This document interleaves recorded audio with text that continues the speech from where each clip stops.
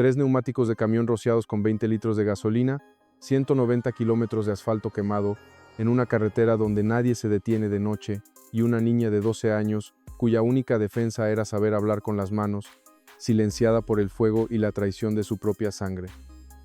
Lo que vas a ver hoy no es solo la reconstrucción de una tragedia, es la anatomía de una captura perfecta ejecutada en tiempo récord.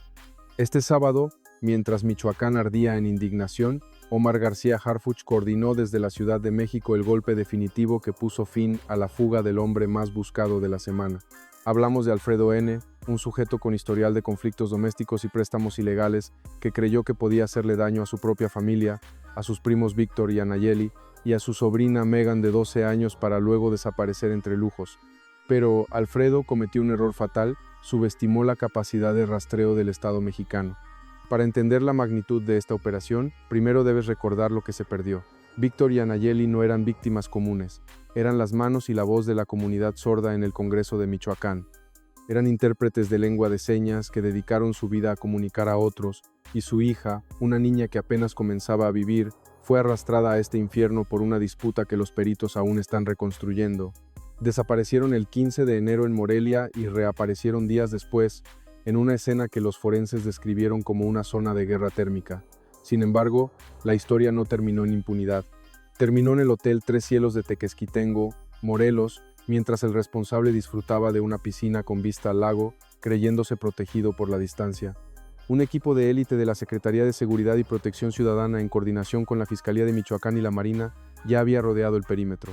No hubo negociación, no hubo oportunidad de escape. Harfuch desplegó una red de inteligencia digital que convirtió el teléfono del responsable en su propio grillete. En menos de 48 horas pasamos del horror de los cuerpos calcinados a la imagen de un sospechoso esposado, sometido y derrotado por la tecnología forense. Alfredo pensó que el fuego borraba todo rastro, pero olvidó que en el siglo XXI cada movimiento deja una huella digital imborrable, y esa huella brillaba en las pantallas del centro de mando como un faro rojo. Para entender por qué 3 personas terminaron en una hoguera a la orilla de la carretera, tienes que entender quién sostenía el cerillo. Alfredo N. no es un líder de grupo delictivo internacional ni un estratega militar, es algo mucho más peligroso para el ciudadano común. Es un depredador de confianza, un lobo que dormía dentro del propio círculo familiar, 45 años, primo sanguíneo de las víctimas, y según los perfiles preliminares que armó la Fiscalía, un individuo funcional que operaba bajo el radar de la normalidad. Su historial no es el de alguien que actuó por accidente, es el currículum de una bomba de tiempo humana. Robo calificado, conflictos domésticos sistemáticos y quizás el rasgo más revelador de su personalidad, su participación en los préstamos gota a gota. Para quienes no conocen el término, es la extorsión financiera en su forma más pura, prestar dinero con intereses impagables y cobrar con amenazas graves. Alfredo estaba acostumbrado a ver a la gente no como seres humanos, sino como activos financieros que se pueden liquidar si dejan de ser útiles. Pero lo que hizo el 15 de enero rompió incluso su propio patrón de conducta. No solo les causó daño a Víctor, a Anayeli y a la pequeña Megan, decidió borrarlos. La elección del fuego no fue casualidad. En la mente de este perfil, el fuego es la herramienta del limpiador, del que cree que puede incinerar la culpa junto con la evidencia biológica. Cuando los agentes de la Secretaría de Seguridad y Protección Ciudadana irrumpieron en el Hotel Tres Cielos, Alfredo no se entregó con la dignidad de quien asume sus actos. Fue un arresto sucio y ruidoso. Al verse acorralado en su refugio de fin de semana, el sospechoso reaccionó con la resistencia de un animal atrapado. Hubo patadas, hubo gritos desgarradores, exclamando una inocencia que nadie creía.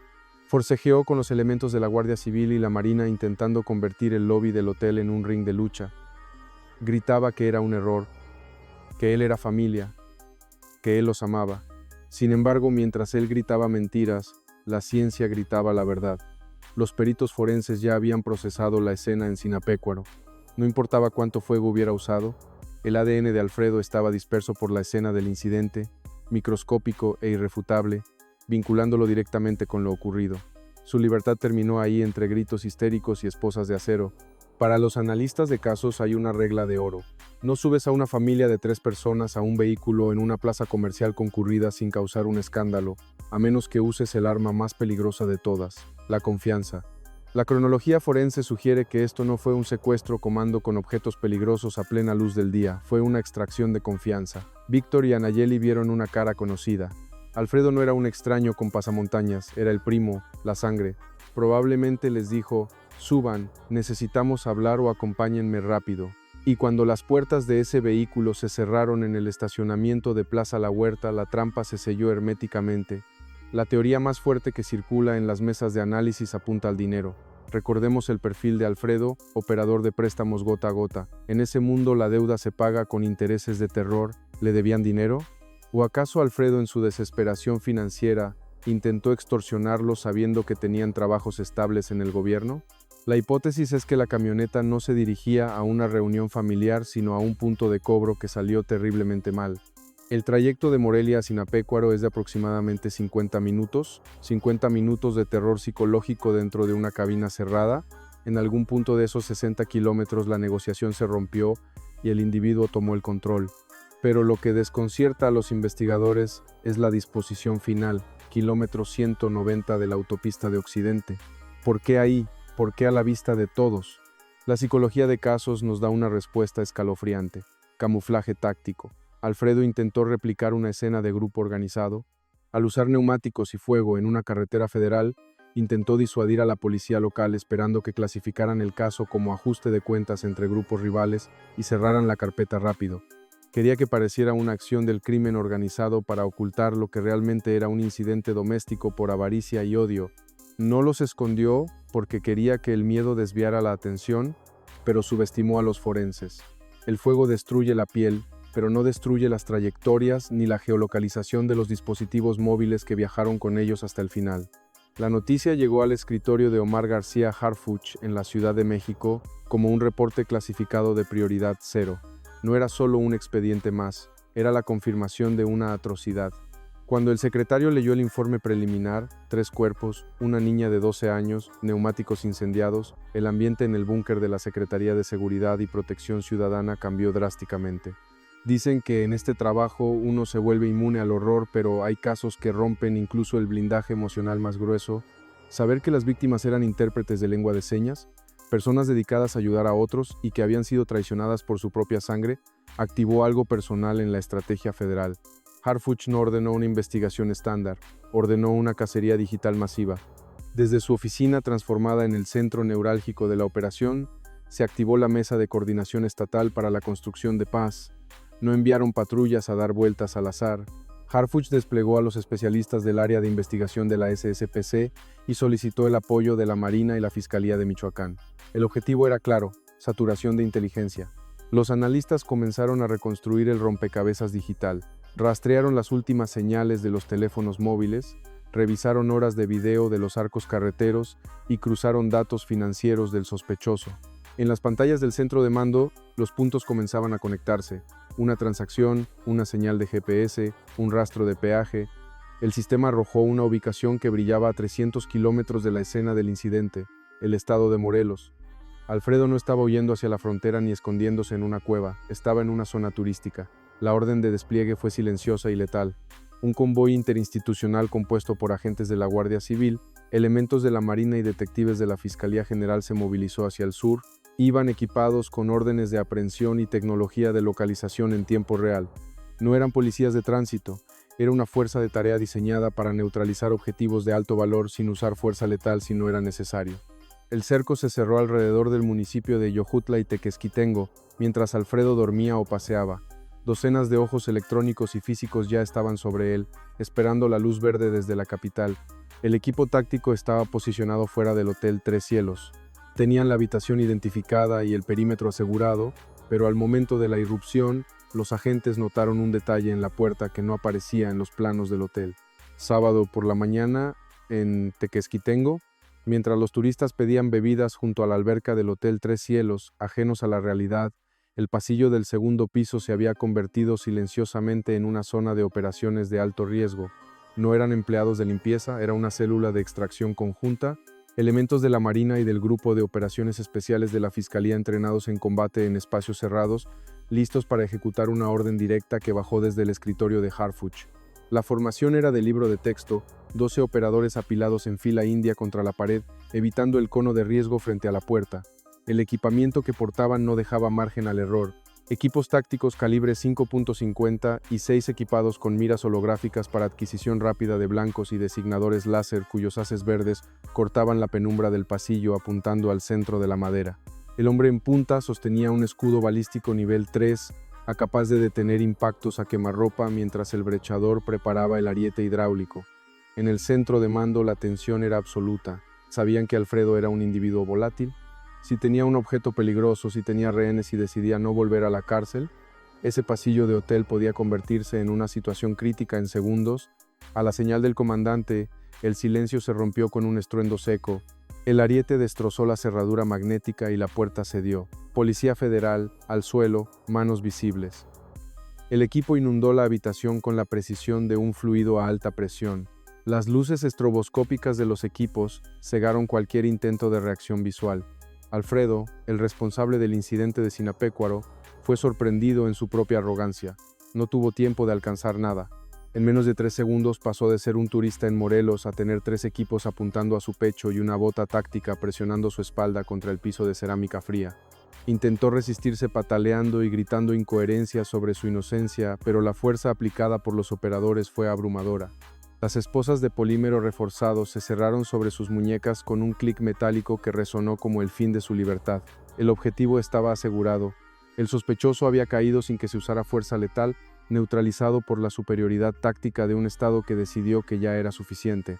Alfredo ya estaba neutralizado y camino a una celda de máxima seguridad, pero cuando los agentes revisaron la habitación del hotel para asegurar la escena, encontraron una mochila negra debajo de la cama. Lo que había dentro confirmaba que su plan de fuga apenas estaba comenzando. Cuando los peritos de la fiscalía abrieron la mochila negra de nylon balístico que Alfredo guardaba bajo la cama, no encontraron ropa de vacaciones. Lo que encontraron fue el kit de supervivencia de un individuo en fuga. El contenido fue catalogado pieza por pieza sobre la colcha blanca del hotel, creando un inventario que narraba la historia de un hombre que no planeaba detenerse. Primero, el capital de escape. 22,000 pesos mexicanos en fajos de billetes de 500 asegurados con ligas de goma baratas. Junto a ellos, $300 americanos en billetes de 20, moneda de cambio rápida para sobornos menores en la frontera norte. Luego las herramientas de riesgo, una navaja táctica plegable, hoja de acero inoxidable de 4 pulgadas con filo mixto desgastada por el uso. A su lado, un objeto improvisado y contundente, una vara de metal sólido de 30 centímetros, probablemente una pieza de acero corrugado, o herramienta industrial modificada para funcionar como instrumento de impacto. La logística de la huida también estaba ahí. Un pasaporte falso de manufactura irregular, pero suficiente para engañar a un ojo no entrenado en un cruce nocturno. Un cambio de ropa completo, genérico, sin logotipos, diseñado para pasar desapercibido en cualquier terminal de autobuses. La tarjeta magnética del Hotel Tres Cielos, el único lujo que se permitió en su escape. Pero lo más perturbador no eran los objetos ni el dinero, eran los ecos del incidente en Sinapecuaro. En un bolsillo lateral protegidos del agua había cerillos, no 1 ni 2, sino cajas completas y junto a ellos un trapo de algodón sucio, un textil industrial que según el reporte de los agentes en la escena, todavía despedía el olor penetrante y dulce de los hidrocarburos. Y finalmente, al fondo de la mochila, el objeto que hizo que los operadores de fuerzas especiales guardaran un segundo de silencio absoluto, un peluche, un pequeño animal de felpa, sucio y viejo. No era un regalo para nadie. En la mente retorcida de Alfredo, ese juguete perteneciente a la menor Megan era un trofeo, un souvenir macabro de la sobrina a la que había traicionado días atrás. Mientras Alfredo era procesado y sus huellas dactilares ingresaban al Sistema Nacional en el Centro de Inteligencia de la Ciudad de México, Omar García Harfuch observaba cómo los ingenieros forenses desmantelaban la última coartada del sospechoso. El teléfono celular que Alfredo llevaba en el bolsillo, un modelo de gama media con la pantalla estrellada, fue conectado a un dispositivo de extracción forense universal. Alfredo creyó que al presionar borrar chat y eliminar historial, la información desaparecía. Es un error común entre individuos analógicos que viven en un mundo digital. La memoria flash no borra, solo sobreescribe y los peritos recuperaron todo. La extracción de datos reveló una cronología de premeditación que heló la sangre de los analistas. No fue un arrebato, fue un plan. El informe forense digital desplegó la siguiente lista de hallazgos recuperados de la papelera de reciclaje virtual. Búsquedas en Google 12 de enero. Cómo inhabilitar rastreador GPS de iPhone y temperatura necesaria para incinerar tejido biológico. Historial de ubicación 15 de enero, 16:45 horas. El giroscopio y el acelerómetro del teléfono registraron una parada inusual de 47 minutos en el kilómetro 190 de la autopista de Occidente. El teléfono de Alfredo y los teléfonos de las víctimas estuvieron estáticos en el mismo punto geográfico, a la misma hora exacta. Mensajería encriptada. Se recuperaron mensajes de WhatsApp borrados enviados a un contacto no identificado intentando vender una camioneta urgente sin papeles, precio a tratar apenas horas después de la desaparición de la familia. Pero la evidencia más condenatoria no estaba en el teléfono de Alfredo, sino en la nube. El sospechoso olvidó desactivar la sincronización automática. Una fotografía tomada accidentalmente o por vanidad se subió automáticamente a un servidor remoto minutos después del incidente. La imagen mostraba humo negro, humo de caucho y gasolina subiendo al cielo de Michoacán. Harfuch tenía la evidencia física, el ADN y ahora la confesión digital involuntaria. La tecnología había acorralado al responsable con sus propios datos. No había abogado en el mundo que pudiera refutar los metadatos de esa imagen. Entre las bolsas de evidencia selladas al vacío y los informes forenses había una realidad que pesaba más que cualquier peritaje. Víctor y Anayeli no solo eran padres, eran un puente. En un estado donde el silencio suele ser sinónimo de miedo, ellos dedicaron su vida a romperlo. Sus herramientas de trabajo no eran computadoras ni vehículos, eran sus manos. Manos que traducían leyes, noticias y derechos para la comunidad sorda de Michoacán. Y fue precisamente eso lo que Alfredo intentó destruir. Al utilizar fuego, el responsable no solo buscó la impunidad biológica, atacó simbólicamente la identidad de sus víctimas, dejó a una comunidad entera sin sus intérpretes, sin sus guías. En la sala de evidencias, una credencial de la pequeña Megan, recuperada intacta porque estaba lejos del fuego, nos recuerda la brutalidad de la pérdida. Una niña de 12 años, cuyo único problema fue estar en el asiento trasero del vehículo de un familiar en el que confiaba. La indignación en redes sociales no se hizo esperar y esta vez el sentimiento digital refleja una sed de justicia intensa. Entre los miles de comentarios que inundaron las plataformas tras la noticia de la captura, uno resume el sentir de una nación harta. Ese tipo de personas debería estar toda su vida en prisión, no merecen respirar el mismo aire que nosotros. Y según las matemáticas penales, ese deseo podría cumplirse literalmente. Los analistas legales que revisan el caso proyectan un escenario devastador para el sospechoso. No estamos hablando de un caso simple. Estamos ante la acumulación técnica de agravantes más severa del Código Penal, caso calificado con premeditación, alevosía y ventaja. Parentesco. La traición de la sangre aumenta la pena automáticamente. Caso por la pérdida de Anayeli, caso de menor de edad por la pequeña Megan. Si sumamos las penas máximas por cada vida tomada, la calculadora judicial arroja una cifra que supera la expectativa de vida humana. 150 años de prisión, sin derecho a fianza, sin beneficios por buena conducta. Alfredo N. a sus 45 años tiene una certeza estadística frente a él. La única forma en que saldría del penal de Mil Cumbres sería en una bolsa de cadáveres, tal como él sacó a su familia de esa camioneta. El responsable del incidente de Sinapecuaro quería dinero rápido. Lo que consiguió fue una celda de concreto de 3 por 4 metros que será su ataúd en vida. Alfredo N. duerme hoy bajo la luz artificial de una celda de máxima seguridad en el penal de Mil Cumbres. La amenaza inmediata ha sido neutralizada. El operativo Tres Cielos fue un éxito táctico impecable. 0 bajas colaterales, 0 disparos y un objetivo prioritario asegurado en menos de 48 horas. Omar García Harfuch y las fuerzas federales demostraron que cuando hay voluntad política y capacidad técnica, no existe madriguera lo suficientemente profunda para esconderse. Pero sería un error cerrar este expediente pensando que todo está bien, porque mientras celebramos la eficacia del rastreo satelital y la precisión de los grupos de élite, la realidad nos golpea con una verdad incómoda. La tecnología puede encontrar a un responsable, pero no puede detectar la maldad que se gesta en silencio dentro de una familia. Alfredo no era un operador desconocido que bajó de la sierra, era el primo que se sentaba a la mesa. El enemigo no siempre usa pasamontañas y chaleco táctico, a veces usa la máscara de la confianza. Este caso nos deja una lección brutal. La seguridad no solo depende de cuántas patrullas recorren la autopista, sino de entender que los conflictos en México han mutado hasta infectar los vínculos más sagrados. El Estado cumplió su parte. Los peritos hicieron hablar a las piedras quemadas. La inteligencia digital desnudó la mentira del fugitivo y la sociedad con su indignación empujó la maquinaria de justicia. Pero Víctor, Anayeli y Megan ya no están. Sus manos, que servían para dar voz a los que no oyen, fueron silenciadas por la avaricia de un solo hombre. Esta batalla se ganó, pero la lucha contra la impunidad es una hidra de 1000 cabezas.